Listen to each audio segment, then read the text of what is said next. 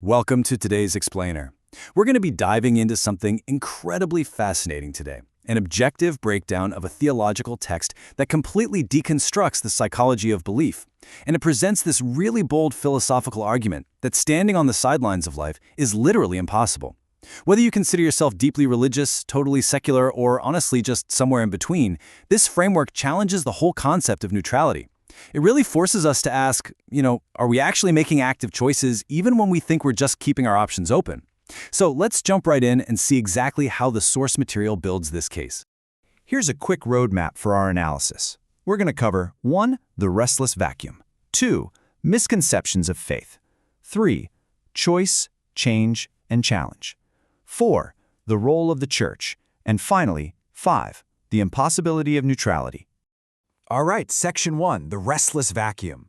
Before the text even tries to offer a solution, it diagnoses a pretty universal human problem. It argues that there's this deep psychological, spiritual, and moral emptiness running through modern society. Basically, a void that leaves people desperately searching for a cause, a flag to follow, or just a reason to get out of bed in the morning. And this quote brilliantly illustrates that exact feeling. The source material actually pulls this striking quote from Ernest Hemingway to capture that profound sense of isolation. A vacuum that is as lonely as a radio tube when the batteries are dead, totally devoid of a current. The text argues that this dangerous vacuum of purpose just makes people incredibly restless. When we're left in this unfulfilled state, we get desperate for action. Sometimes people will even dedicate themselves to destructive or radical causes, just to feel like they're plugged into something bigger than themselves. Which brings us to a really critical definition. The text argues that true believers are, at their core, partisans. Think about it. Are you on the field playing the game, or are you just a spectator watching from the bleachers? According to this specific framework, true faith demands an undeniable level of commitment. You're either on the field playing, or you're simply not part of the team. There is absolutely no room for fence-sitting here. Moving on to Section 2, Misconceptions of Faith. So, having established this intense need for commitment, the framework then stirs the pot by aggressively debunking what it claims faith is not. And honestly, it targets the exact things most people just assume are the foundation of being a believer. The text explicitly states that merely praying, living by the golden rule, simply attending church, or even attempting to keep the 10 Commandments, well, none of those independently qualify someone as a true believer. You could do all of that and, according to this framework, still entirely miss the mark of genuine faith. To really drive this home, the text shares this wildly memorable anecdote about an American football player in the Rose Bowl. Picture this. In front of 90,000 screaming fans, this guy intercepts the ball and runs as hard and as fast as he possibly can. He is completely passionate, entirely sincere. The only problem? He sprinted 90 yards in the exact opposite direction and scored for the other team. So the crucial takeaway here is that sincere intentions do not equal objective truth. You can be 100% sincere in your beliefs, but if you're sprinting the wrong way, all that sincerity doesn't change the absurd outcome. The text then applies this incredibly rigid logic to the 10 Commandments. It makes the bold theological claim that humans are inherently, fundamentally incapable of perfectly keeping moral law. The math they use here is absolutely strict. Breaking just one commandment equates to breaking all 10. Sincerity just doesn't bridge that gap, and human effort is always going to fall short of perfect compliance. Let's look at Section 3, Choice, Change, and Challenge. So, if good intentions and rule following aren't enough, what actually is? Well, having cleared away those misconceptions, the text lays out its definitive blueprint for true faith. It's called the 3 C's framework, and this is really the structural core of the entire argument. To move from being a restless spectator to a truly committed partisan, you have to systematically pass through 3 phases: making a conscious choice, undergoing a fundamental change, and accepting a really difficult challenge. Let's break those down. Starting with the first C, choice. The text places a massive, undeniable emphasis on human free will. It insists that the ultimate decision rests squarely, 100% on your shoulders. You're presented with 2 distinct roads, 2 different masters, essentially, and you alone have to say, I will or I won't. No one else can do it for you. Not your family, not society, not even the divine. It's a pretty heavy responsibility when you realize it is an exercise of pure individual agency. Now for the second C, change. Let's see how this builds on that choice. The text uses the word conversion, but it redefines it in a very practical, grounded way.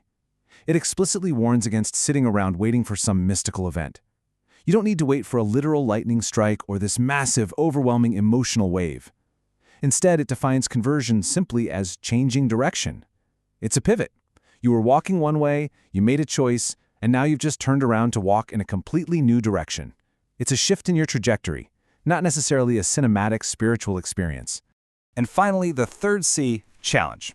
Look, this framework does not promise an easy life. In fact, it pretty much guarantees the exact opposite. The text demands severe personal and social costs from true followers. It requires denying selfish ambition, facing potential ridicule or even persecution, and metaphorically taking up a cross, which, as the text reminds us, was historically a brutal instrument of execution. It is a very stark warning that true commitment comes with a heavy, uncompromising price tag.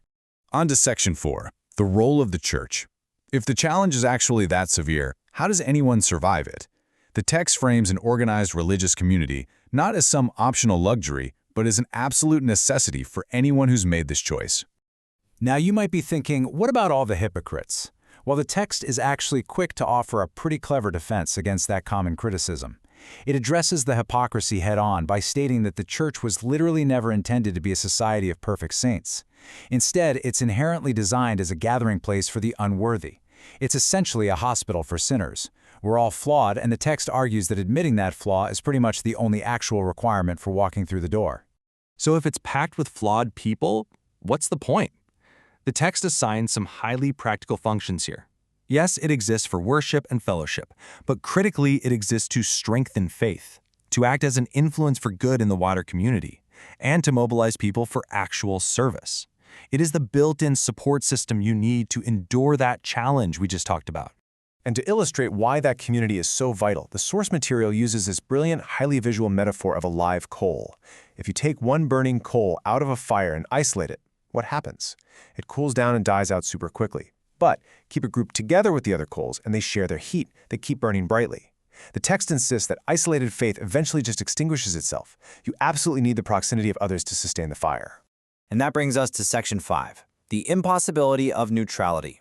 This is the grand finale of the argument, where the framework drops its ultimate, unavoidable philosophical ultimatum.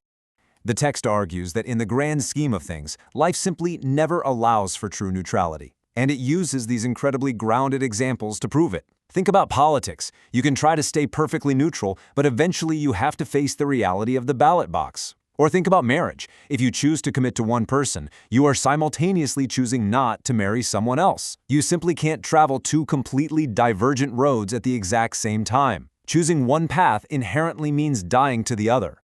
And this creates a really fascinating tension with modern culture. The text points to what it calls the uncommitted generation.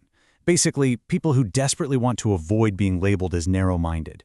Folks who want to just keep their options open forever. But the framework totally rejects this. It argues that keeping your options open is a complete myth. Ultimately, the universe demands a decision. You are always surrendering to one master, one worldview, or one trajectory, whether you want to admit it or not. To cement this idea, the text brings up the historical dilemma of Pontius Pilate, who famously asked, "What shall I do with Jesus?"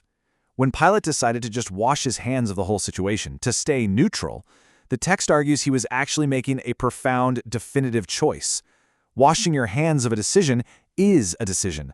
Stepping back and refusing to choose is, in reality, just casting a vote for the status quo. Which leaves us with this final lingering thought.